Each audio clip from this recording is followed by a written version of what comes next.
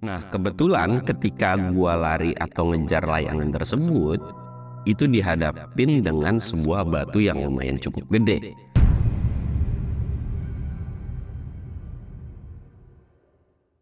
Assalamualaikum warahmatullahi wabarakatuh. Balik lagi di channel Samsul Mister Horror. Dongeng horor gua kali ini gue bakal nyeritain tentang masa kecil gua nih. Buat kalian yang penasaran dengan ceritanya seperti apa, kalian wajib tonton video ini sampai habis. Dan jangan lupa like, comment, subscribe, dan share video gua ke banyak orang. Dan buat kalian yang mau ikutan open trip, kalian bisa lihat di sini. Dan buat kalian yang mau lihat video vlog gue juga, kalian bisa lihat di sini. Dan nggak usah banyak basa-basi lagi, kita mulai ke segmen donor. Dongeng horor dimulai.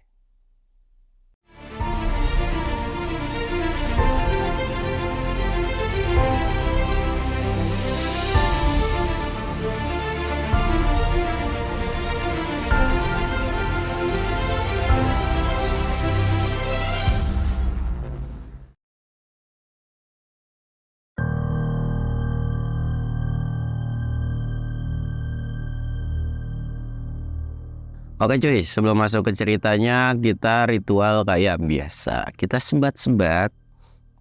Tapi kalau suara gue masih bintang dimaklum ya. Setelah turun dari Sumbing, gue kan minggu berikutnya tuh naik ke perahu. Dan ini baru turun dari perahu, jadinya ya udah mau sembuh, tiba-tiba naik gunung lagi ya. Ya begitulah. Tapi minggu sekarang gue nggak ada jadwal sih. Paling di minggu kedua nanti akan ke Gunung Gede. Dan sesuai requestan lu pada pengen lihat gue pakai kaos lagi, pakai baju yang biasa gue pakai gitu kan. Nah, sekarang gue pakai kayak gini, spesial banget nih pokoknya buat lu. Dan cerita kali ini juga gue bakal nyeritain tentang masa kecil gue. Ya, gue nggak bisa bilang ini cerita serem atau gimana, tapi ada lah merinding-merindingnya gitu. Dan gue bakal mulai ceritanya dari sini. Jadi, gue itu kan sebetulnya lahir di Sukabumi. Cuman bisa dibilang gue gede itu di Tangerang ya. Ketika di Sukabumi itu pas masa kecil itu ya bentar-bentaran doang lah. Jadi misalkan kayak sebulan, 2 bulan, atau pas liburan sekolah aja. Sedangkan liburan sekolah dulu itu kan nggak kayak sekarang ya. Kalau liburan sekolah sekarang itu kayak seminggu, 2 minggu, kalau seminggu kali kalau nggak salah. Kalau dulu itu bisa 1 bulan cuy liburan sekolah itu. Beda banget gitu kan. Makanya kenapa kalau pas liburan sekolah itu gue sering bolak-balik. Dan ketika gue di Sukabumi, untuk rumah gue yang sekarang ini adalah rumah ketiga. Jadi gue pernah 2 kali pindah. Yang pertama pas masa gue orok mungkin. Yang kedua ya gue sekolah kelas 6 gue masih di situ. Terus yang terakhir ini yang pas gue udah dewasa gitu. Nah gue tuh nyeritain ini ketika di rumah gue yang kedua ini. Jadi masa-masa itu tuh pas gue kelas 6 SD kan. Jadi gue kelas 1 sampai kelas 5 itu di Tangerang. Buat kalian yang tinggal di rumahnya Cipondoh, Poris Pelawat 5 gitu. Gue dari kelas 1 sampai kelas 5 itu di situ. Dan kelas 6 itu gue pindahlah ke kampung gitu kan. Dari kelas 6 sampai kelas 3 SMP. Nah pada saat itu kan ya beda lah masanya ya sama anak-anak sekarang. Mainan zaman dulu itu tuh main gundu, main layangan, main egrang dan sebagainya gitu kan. Jadi pas awal-awal gua kesana itu ya seru aja gitu. Kayak main ke sawah, sawah kering. Sampai suatu ketika mulailah yang namanya musim layangan cuy. Lu tau lah kalau musim layangan itu antara lu punya duit, lu bisa beli benang gelasan dan layangannya. Sebenarnya layangan sih jarang beli ya, kita bikin. Cuman kan bikin pun tetap aja buat beli kertas minyaknya itu kan pakai duit juga. Nah awal-awal itu gue masih main layangan. Maksudnya dalam arti gue nggak yang ngejar layangan. Jadi kayak main dan gabut kan kalau main layangan itu. Maksudnya kalau ya modal paling berapa sih. Maksudnya kayak modal 4 layangan kah, 5 layangan kah, atau 6 layangan. Sampai suatu ketika layangan gue habis, gue cobalah ngejar layangan. Ngejar layangan pada masa itu yang ngejarnya itu bukan 1-2 orang, bisa puluhan orang, bocil-bocil pantaran ya umur 8 bahkan sampai 15 tahun pun ada gitu. Nah pas lagi gua ngejar, itu kan ada 1 layangan nih. Jadi ya timnya tuh banyak gitu kan. Wah putus tuh, putus. Kejar kan, kejar. Ya kalau dapet syukur, nggak dapet ya bodo amat. Sampai akhirnya ketika mau mulai jam 5 sore itu ada satu layangan putus. Dan yang ngejar itu nggak terlalu banyak, mungkin sekitar 5 atau 6 orang. Dan itu salah satunya itu adalah gua gitu kan. Gua kejar nih berlima ini, set lari, masuklah ke salah satu hutan. Masuk ke salah satu hutan. Jadi hutannya ini itu nggak terlalu rimbun banget, masih kelihatan kalau layangannya itu udah set gitu, mau turun ke bawah gitu kan. Gua kejar sampai akhirnya kelihatan nih layangan itu udah jatuh. Kita berlima ini langsung buru-buru lari dong. Sedangkan lari kita itu nggak barengan, dalam arti ada yang mencar motong jalan, mungkin ada yang ke kiri, ada yang ke kanan, termasuk gua juga gitu. Siapa cepat aja gitu kan. Gua lari dan kondisi pada saat itu gua sendiri. Jadi yang lain pun sama, sendiri-sendiri gitu kan. Nah kebetulan ketika gua lari atau ngejar layangan tersebut, itu dihadapin dengan sebuah batu yang lumayan cukup gede. Waduh, kata gue batu nih, mana ya? Gue agak melipir sedikit ke kanan. Set gue lari, gue sampailah di atas batu tersebut. Dan pas gue sampai di atas batu tersebut, gue merasa feeling gue itu layangan itu dekat sini. Gue coba nengok kiri kanan dong, kayak celangak-celinguk gitu. Gak ada. Dan gue teriak, udah dapat belum layangannya? Gitu kan. Dan gak ada satu orang pun itu yang nyautin omongan gue. Gue bilang, pada kemana nih manusia-manusia gitu kan. Gue lihat kiri kanan, kok nggak ada. Gue tuh kaget gitu kan, kayak lah kemana ya. Padahal mereka nggak jauh-jauh dari area situ gitu kan. Dan pas gue cek, ternyata dari atas batu ini gue ngeliat ada layangan, tapi ada satu yang nungguin. Kayak layangannya tuh di si manusia atau sosok ini tuh jongkok, tapi kayak natap ke layangan tersebut. Gue nggak tahu itu apaan pada saat itu. Lah itu siapa ya gitu, kok item-item semua gitu. Udah dapet ya sama lu itu layangan. Gue kan kayak ngeluh gitu kan, udah didapat sama orang. Udah gue pulang gitu kan. Si sosok itu tuh nengok,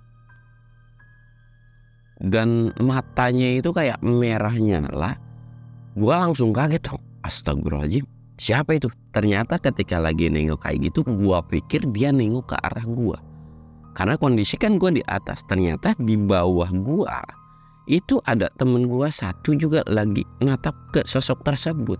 Dan temen gue langsung lari gitu kan, kayak setan gitu kan. Otomatis gue pun ikutan lari pada saat itu. Lari set. Dan emang di awal-awal ini gak ada sesuatu hal yang berlebihan gitu. Kita lari dan singkatnya kita keluar dari hutan tersebut. Dan ketika keluar dari hutan tersebut, kondisi kita itu kayak napas, kayak capek gimana sih lu. Ya ngejar layangan emang capek gitu kan, tapi kalau ngelihat sosok kayak begitu lebih capek gitu. Dan kondisi ketika keluar hutan itu gue cuman berdua doang sama salah satu temen gue. Nah yang 3 atau 4 orang ini gue gak tahu kemana gitu kan. Dan pada saat itu pun ya kita masa bodoh lah gitu. Akhirnya gue berdua cabut tuh ke tempat yang memang jagain layangan putus gitu kan. Jalan set. Dan sampai di tempat lokasi di situ masih banyak orang. Kondisi udah mulai 5:30 atau udah mau maghrib kan. Kita ngobrol-ngobrol di situ. Dan gue sempet fokus ke teman-teman gue yang belum datang ini. Tuh bocah yang tadi kemana ya? Kok belum keluar-keluar gitu. Nah temen gue ini bilang mungkin udah pulang kali. Udahlah biarin aja, kita nungguin lagi, siapa tahu ada yang dekat-dekat kita bisa kejar gitu kan. Ya udah, akhirnya kita ngobrol-ngobrol di situ. Dan sampai akhirnya, kalau anak zaman dulu kan, kalau belum azan maghrib itu belum pulang cuy. Bahkan udah azan maghrib lewat banget itu baru kita bisa pulang. Ya walaupun pulang itu kena omelan sama orang tua gitu kan. Sampai akhirnya udah azan maghrib, gue pulang lah. Gue pulang.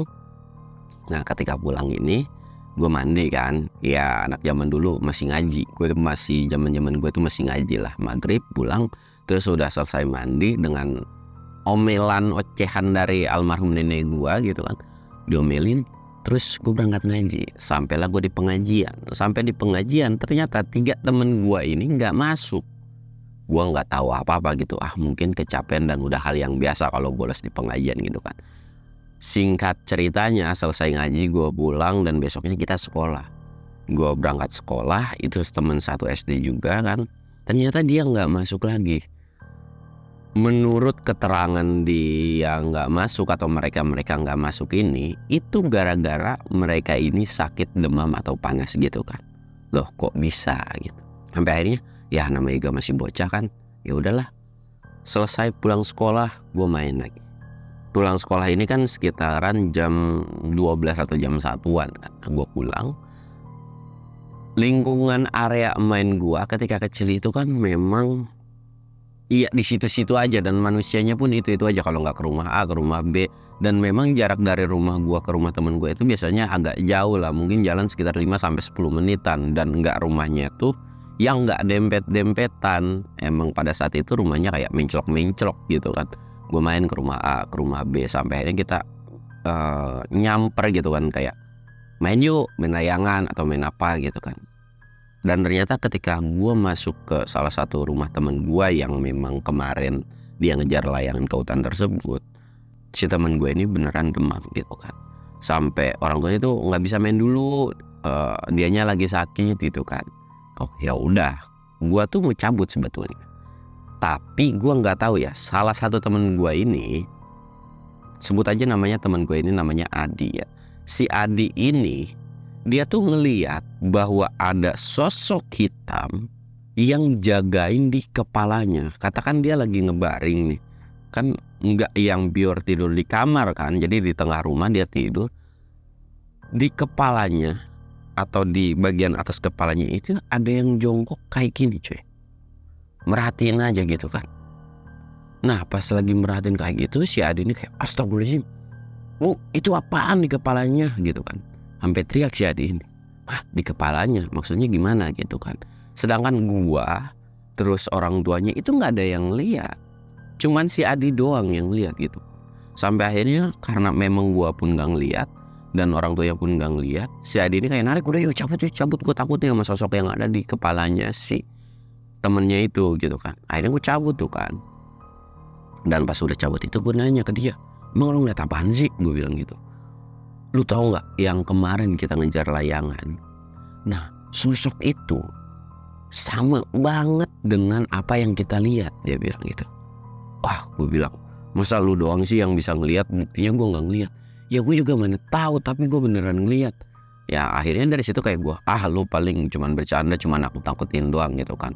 Dan gue pun tidak terlalu mau yang namanya memperpanjang urusan itu. Balik lagi lah kita ke tempat main layangan dengan ya udahlah bodo amat gitu tentang kejadian yang di rumah teman gue ini. Dan di situ ya kondisi masih sekitaran jam 3, itu masih rame banget kan yang main layangan, mulai dari yang tua, muda, ya bocil-bocil gitu kan. Ada nih. Dan di situ pun orang yang jagain buat ngejar layangan itu udah banyak. Gue tuh inisiatif sendiri. Gue jalan, atau bisa dikatakan gue agak menjauh dari kumpulan ini. Karena kalau gue ngadu lari sama mereka, ada yang larinya kencang banget gitu kan, ada yang larinya kayak ya pokoknya intinya larinya macem-macem. Dan gue ini bukan salah satu orang yang larinya cepat gitu kan. Gue agak menjauh dikit. Ya intinya arah angin kemana dan kemungkinan akan jatuhnya ke sana gitu kan. Gue agak menjauh dikit. Dan sempat ditanya, "Lu mau kemana?" Gue bilang gue mau kencing atau gue mau beli jajan dulu gitu. Nah gue sendirian nih, tiba-tiba ada layangan putus. Gue kejar lagi dong.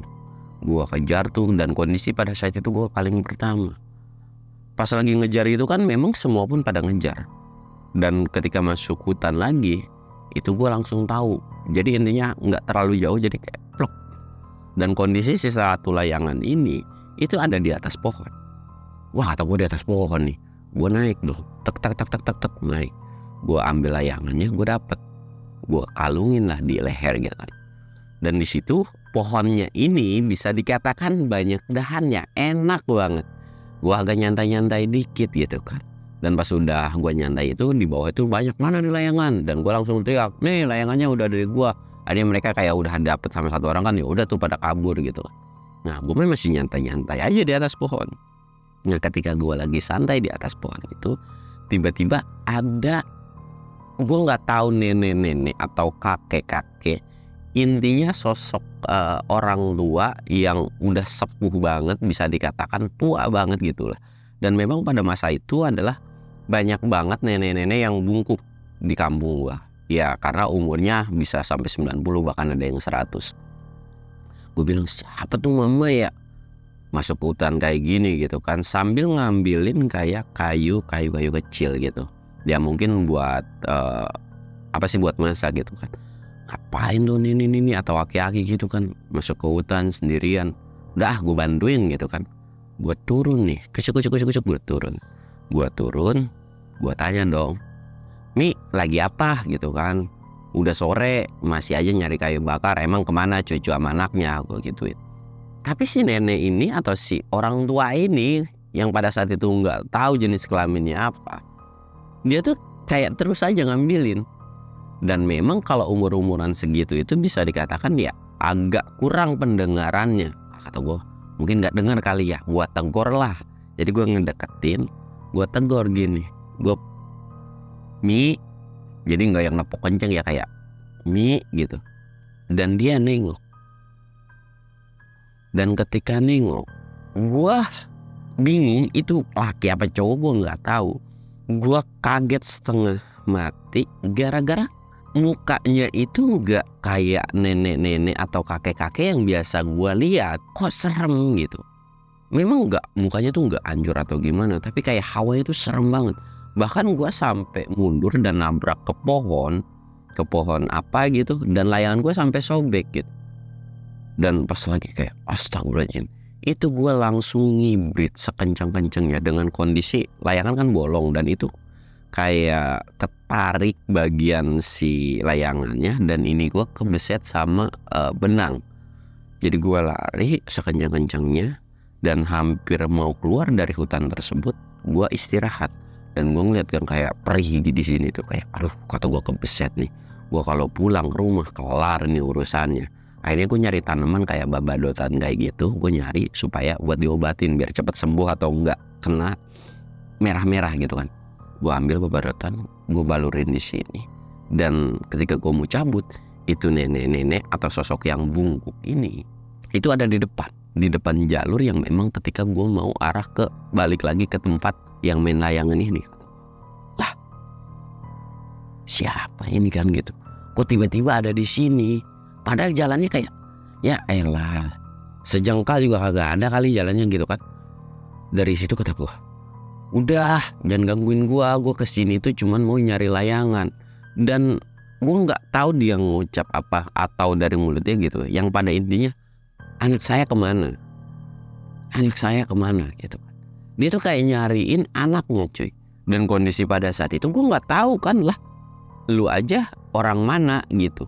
Dan di kampungan gue pun gak ada yang mukanya kayak lu gitu. Dan anakmu siapa gitu kan. Ya anaknya yang mana, gue bilang kayak gitu, anaknya yang mana.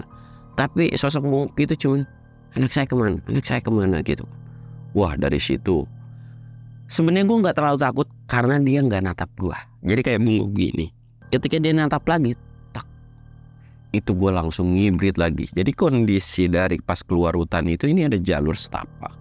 Dan ke atas itu kayak nanjak, ke bawah ini turunan. Gue langsung nanjak melipir, walaupun vertikal kayak gini ya, itu gue nanjak sekencang-kencangnya. Dan kayak muterin untuk si sosok bungkuk ini, gue muterin. Dan ketika gue udah muterin sampai di atas tanjakan tersebut, itu ada salah satu keluarga gue, ya bisa dikatakan gua kali ya. Dia bilang, ngapain lu lari-lari gitu kan. Dan ngeliat leher gue ini kebeset, no kan, gara-gara lu ngejar layangan. Pulang lu gitu kan. Gue mau cerita ya gimana, gue agak nurut juga, udah kegap sama keluarga gue gitu kan. Akhirnya ya mau gak mau gue pulang lah. Dan kondisi itu gue turun lagi dari situ. Nah ketika ya kayak udah dipaksa kan, mau gak mau gue turun set. Dan ketika udah turun itu, kondisi awal gue jalan itu kan di depan, dikawal sama saudara gue ini. Udah sampai di jalur yang tadi gue ketemu sama sosok bungkuk itu, gue agak ngerem dan gue agak ke belakang. Dan pas lagi ke belakang itu, ditanya kan sama saudara gue nih, ngapain lu tiba-tiba ke belakang gitu? Kagak, nggak apa-apa. Gue cuma bilang kayak gitu doang. Ya udah ayo jalan. Nah udah sampai di jalur itu, gue pegangan tangan. gue pegangan tangan saudara gue, sampailah di jalan yang benar atau di jalan yang setapak itu. Dan gue nengok ke arah hutan tersebut, dan sosok Bungkuk itu masih ada natap ke gue. Dan dari situ pegangan gue kencang langsung ke tangan ke tangan saudara gue ini kan. Gue pegang kencang. Dan pas gue lagi pegang kencang gini, mungkin saudara gue ngeliat apaan lu? Udah biarin aja, cuekin aja, ayo pulang. Lagian lu ngapain sih main masuk-masuk ke dalam hutan ini sendirian gitu kan. Dari situ gue cuman diam doang, gue jalan. Dan seolah ketika gue jalan, sosok Bungkuk ini tuh kayak, kan kalau ngejauhin satu tempat atau satu daerah itu kan harusnya makin lama kita jalan ya, sosok itu kalau nggak ngikutin kan kayak ya udahlah, makin lama makin hilang. Tapi di bola mata gue, sosok itu tuh kayak kok masih di situ-situ aja. Gue seolah jalan tuh kayak jalan di tempat, dan jaraknya atau jarak pandang gue ke sosok tersebut itu masih sama gitu kan. Dan dari situ kata gue, wah kok gue takut ya, itu siapa, apaan sih, gue bilang gitu kan. Apaan sih, udah pulang lah gue, karena memang saudara gue ini gak terlalu peduli gitu kan. Akhirnya gue terus pulang, dan kondisi ketika udah itu pun gue langsung pulang. Dan itu sekitaran jam 5-an, masih sore banget lah. Gue pulang, terus gue mandi. Pas ketika mandi ini juga lumayan perih, dan selesai mandi di situ gue langsung demam atau sakit parah banget cuy. Itu kayak meriangan lah. Nah ketika gue lagi meriangan kayak gitu, gue tetap masih berangkat ngaji karena gue pikir paling sakit biasa gitu, dan gue pun masih sanggup gitu kan. Gue berangkat ngaji, dan sampai di pengajian pun gue nggak terlalu fokus kan, nggak terlalu fokus banget. Sampai ini ketika udah selesai ngaji, gue pulang. Kondisi gue pulang ngaji ini kan selalu dijemput ya, walaupun udah gede kelas 6-an ya masih dijemput cuy, karena memang lewatin hutan dan kuburan gitu kan. Dijemput sama almarhum nenek gue, dijemput. Ketika gue pulang itu gue ngelewatin kuburan, dan almarhum nenek gue cuman bilang, gue sih nggak ngeliat apa-apa. Yang pada intinya almarhum nenek gue bilang, jangan ada di depan, gue mau jalan sama cucu gue, jangan ngalangin jalan gue, pergi lu. Kata almarhum nenek gue tuh kayak gitu. Dan gue kan kayak, apaan sih gitu kan. Jalan kan, terus jalan, dan ditanya sama nenek gue, lu habis dari mana? Dia bilang, tadi sore gitu main. Nggak dari mana-mana kok. Jangan bohong, dari mana? Ya gue sebutin dong, yang ngejar layangan masuk ke hutan A, hutan B gitu kan. No, ada yang ngikutin lu, dia nyariin sesuatu, nyariin anaknya. Dia bilang, lah terus apa hubungannya sama gue gitu kan. Iya kata nenek gue tuh, ya nggak tahu, ya intinya dia ngikutin lu, dia nyari anaknya, dan kemungkinan ada dekat di sini. Gue bilang, gue mana tahu udah kata gue, gak usah nakut-nakutin mak gitu kan. Deket gue jalan terus, dan mungkin nenek gue juga kesel kali ya, karena menurut nenek gue itu gue diikutin dari belakang. Nenek gue sampai berhenti sambil bawa obat tuh berhenti, dan dia nengok ke belakang. Kata gue, gak usah ngikutin. Iya nanti gue cariin anak lu. Udah lu gak usah ngikutin, kasihan cucu gue. Kalau lu ikutin terus nih badannya nggak kuat, dia bilang gitu kan. Udah lu diam di sini. Ya udah tuh, dari situ gue terus jalan lagi. Gue nengok ke belakang, penasaran dong. Dan pas gue nengok ke belakang, itu ada sosok yang bungkuk sama persis yang gue lihat, walaupun agak sedikit samar karena pencahayaan pada saat itu pakai obor kan. Lah, dari situ gue langsung megang tangan nenek gue kan, kenceng-kenceng. Dan nenek gue bilang, lu ngapain nengok-nengok ke belakang? Bukannya jalan aja ke depan? Masih penasaran aja nengok ke belakang itu. Gue cuma diem aja, dan gue bilang, ya lah namanya juga penasaran gitu kan. Cuman ya udahlah gitu. Dan hari kita jalan, dan sampailah gue di rumah. Dan pas sampai di rumah, badan gue bener-bener drop. Dan karena nenek gue ini paham ya dan ngerti, akhirnya gue dikompres tuh, sambil kayak dibacain doa, sambil kayak ya disolawatin dan sebagainya gitu. Dan ketika gue lagi panas demam ini, gue ngedengar ada suara yang ngetuk pintu. Suara yang ngetuk pintu itu sama ada suara kayak manggil nama gua. Jadi nama gua waktu kecil itu bukan Samsul ya. Jadi nama kecil gue itu kan Wandi gitu. Kayak manggil nama gua, dan suaranya itu gua kenal kayak salah satu dari saudara gua gitu. Gua sampai bilang, "Mak, itu di luar ada yang manggil, ada wah gitu kan, mungkin mau masuk. Nenek gue masih diem aja, diketok terus, tok tok tok, terus manggil nama gue. Tapi kok aneh, nenek gue sampai dia tuh nggak keluar cuy. Bisa dikatakan ya diem aja terus ngompres sambil baca doa gitu. Dan ketika nenek gue diem cuek gitu, kayak mungkin kupingnya ada error kali gitu, gue bangun lah pelan-pelan. Gue bangun duduk, nenek gue tiba-tiba melotot, mau ngapain lu? Lah itu di luar ada tamu, ada uak mau masuk. Nenek gue cuma diem doang cuy. Dan gue bangun ngebukain pintu, nenekku masih diem aja. Gue buka, tas, gue lihat di depan itu nggak ada siapa-siapa. Lah kok nggak ada, gue bilang. Gue manggil lah uak gue, atau orang yang memang pada saat itu gue kenal suaranya gitu. Wah udah dibuka nih gitu kan. Wah di mana gitu. Gue jalan selangkah dari depan pintu. Jadi kondisinya pintu tapi ada blokan kecil gitu. Gue nengok kiri, nggak ada. Nengok kanan, nggak ada. Kemana gitu kan. Dan anehnya pada saat itu gue penasaran coy, kayak gue coba cari ke belakang kali ya. Dan nenek gue itu masih diem aja, bener-bener masih diem aja. Dan ketika gue udah pakai sendal, itu ada kedengaran lagi suaranya mirip banget kayak saudara gue, manggil nama gue. Nah di sana kan akhirnya gue teriak tuh, sebelum gue jalan tuh gue teriak, ini pintunya udah gue bukain, masuk aja Wak gitu kan. Oh iya, tiba-tiba dari gelap itu ada muncul jalan sejengkal dua jengkal. Dan pas makin kesini sosok yang dilihat itu adalah sosok nenek atau sosok yang bungkuk gitu cuy. Dan pada saat itu gue gak bisa gerak sama sekali, gue cuma diem mati. Yang kali ini yang gue lihat itu berbeda dari penglihatan gue sebelumnya. Jadi rambutnya itu panjang bahkan sampai ke bawah. Ya lu bisa lihat lah nenek bungkuk yang benar-benar kayak orang ruku, kayak gitu. Dan itu rambutnya ke bawah semua. Tapi kepalanya itu ngedangah begini, atau bisa dibilang kepalanya itu ke depan ngadep ke gua. Gue dari situ cuma diem doang. Dan mukanya itu benar-benar nyeremin. Mukanya nggak anjur sama sekali, tapi benar-benar serem gimana sih. Dari situ gue cuma diem doang. Dan gue nggak bisa ngomong apa-apa. Ya ngaji juga, ya cuma bisa baca Bismillah doang gitu. Dan surat yang gue hafal kayak Alhamdulillah, kayak surat Anas, kayak surat-surat kayak gituan doang. Nggak ayat kursi nggak hafal gitu kan. Gue cuma baca kayak gitu doang. Dan gue berharap nenek gue itu datang nyamperin gue. Tapi nenek gue tuh kok kayak lama. Bahkan si sosok ini tuh sampai udah mau ngedeket, tak. Dan pas udah deket banget depan gue, sosok ini bilang, anak saya mana gitu kan. Dari situ gue langsung kayak merinding dong der. Dan gak lama itu ada nenek gue nepuk bahu gue. Dan tiba-tiba kaki gue lemes, selemes-lemesnya.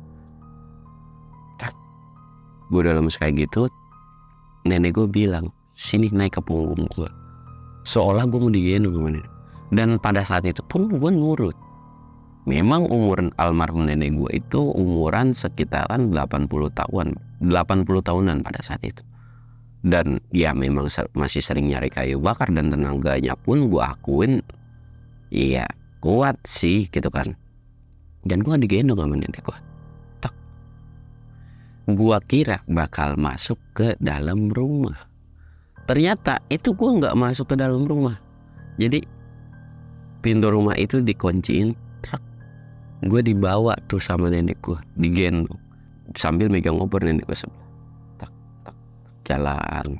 Dan pas jalan itu gue gak tahu kemana, sampai akhirnya gue sampai di depan rumah temen gue ini. Nah di depan rumah temen gue ini adalah rumah temen gue yang pada saat itu kena demam ya. Nah udah sampai situ, nenek gue ini bilang, "Noh, anak lu ada di rumah itu. Lu ambil, tapi usahain jangan bikin panik orang dan jangan bikin takut keluarganya yang ada di rumah." Dari situ sosok itu ternyata turun dari punggung atau dari gendongan nenek gue. Jadi kan gue ngegendong begini. Dan di atas gue itu ternyata masih ada sosok itu. Dia turun kayak loncat, tek. Gue nengok. Ya, dan gue mikir, kok bisa-bisanya dia nemplok di badan gue, sedangkan gue nggak ngerasa kalau ada yang nemplok gitu, nggak berat, nggak gimana-gimana gitu. Dan sosok bungkuk itu sambil nengok ke gue, dia bilang makasih, walaupun gue nggak tahu dia bilang makasih ke gue atau ke nenek gue gitu kan. Udah, lu jangan ganggu cucu gue lagi. Sekali lagi lu ganggu cucu gue dengan sesuatu hal yang gak jelas, gue paranin ke rumah, kata nenek gue kan kayak gitu. Dan udah dari situ nenek gue dan gue pun balik dengan kondisi gue masih digendong. Gue kan penasaran ya, gue tetap aja nengok begini ke belakang. Si sosok yang bungkuk ini yang tadinya sendiri, ketika gue nengok itu dia udah ada sama anaknya, yaitu yang gue lihat ketika gue di Batu gitu kan. Lah, kok cepat banget gitu kan. Dan kondisinya si anaknya ini sama persis kayak apa yang gue lakuin. Nenek gue gendong gue. Nah, si sosok nenek ini pun sama gendong anaknya tersebut gitu kan. Dari situ ketika gue lagi nengok, tangan nenek gue itu nepok gini kayak kena muka gue banget, dan itu kencang cuy. Kayak astagfirullahaladzim, gue bilang kayak gitu. Udah jangan diliatin, udah lu jelas-jelas takut juga, badan lu ditempelin kayak gitu meriangan, masih aja diliatin, mau lu diikutin lagi, dia bilang gitu kan, kata nenek gue tuh. Gue bilang, ya kagak lah, kali aja gue mau diikutin kayak begituan. Ya udah, akhirnya gue jalan terus pulang dan gue udah nggak nengok lagi. Sampai di rumah nenek gue bilang, lu main kemana? Gue sebutin lah nama daerahnya atau nama hutan yang pada saat itu. Nenek gue bilang, lu jangan masuk ke situ lagi. Kalau bisa jangan. Di situ tuh banyak demitnya, banyak penunggunya. Ya syukur-syukur itu baik gitu kan, cuma nyariin anaknya doang. Gimana kalau lu ketemu sosok yang lebih jahat lagi? Ya kan gua nggak tahu. Ya intinya udah, lu jangan masuk ke sono lagi. Kalau ada temen lu yang ngejar layangan ke sono, udah biarin aja. Lu ngejar tuh ke area atau bagian spot yang lain aja. Tapi jangan masuk ke hutan itu lagi. Gue bilang iya mak. Dan singkatnya ketika pagi hari badan gue mendadak sembuh total cuy. Nggak meriang, nggak apa ya, sehat seger bugar lagi gitu kan. Dan ketika udah seger bugar lagi, nenek gue cuma senyum doang. Nenek gue cuma senyum doang, udahlah udah amat. Dan ketika gue ke sekolah, gue nggak nyeritain kejadian itu ke teman-teman gue. Dan ketika di sekolahan pun gue ngeliat satu teman gue yang udah libur ini, ternyata dia udah masuk sekolah lagi cuy, kayak udah seger lagi gitu kan. Dan ya namanya juga masih bocah cuy, udah pulang sekolah sampai rumah walaupun udah dilarang buat nggak ngejar layangan, ya tetap aja cuy masih ngejar layangan, makin bandel gitu kan. Cuman kondisinya gua nggak yang sendirian lagi, bisa dikatakan selalu ngegerombol lah. Walaupun ngejar layangan kadang nggak pernah selalu dapet gitu, ya paling dapet sekali ngejar tuh kayak 1 biji 2 biji pak, ya cuman dikit doang gitu. Cuman ya seru aja sih kalau dulu. Mungkin kalau sekarang pun kalau musim layangan di kampung gue masih mau ngejar sih, karena 2 tahun yang lalu pas masa Covid itu kan masih ada musim layangan dan gue masih ngejar layangan cuy. Bukan demi gue ngedapetin layangan, cuman pengen dapetin euforianya ketika gue ngejar layangan. Ya kangen-kangen masa kecil gitulah. Dan dari situ pun ya memang sih pada saat gue SD itu banyak hutan yang memang masih lebat banget. Walaupun untuk sekarang itu nggak seperti dulu, tapi tetap ada beberapa hutan yang kayak dilarang. Dan apalagi kalau orang tua dulu atau yang masanya gue ini udah jadi orang tua nih, itu selalu ada larangan ke beberapa anak kecil, jangan sampai main ke sono, jangan main ke sono gitu kan. Ya cuman anak-anak zaman sekarang kan udah nggak nurut. Ya walaupun bukan masalah tentang hal mistisnya, mungkin di sana banyak tunggul-tunggul takutnya nginjak gitu kan, atau banyak jurang dan sebagainya, atau banyak hewan buasnya atau banyak ularnya gitu.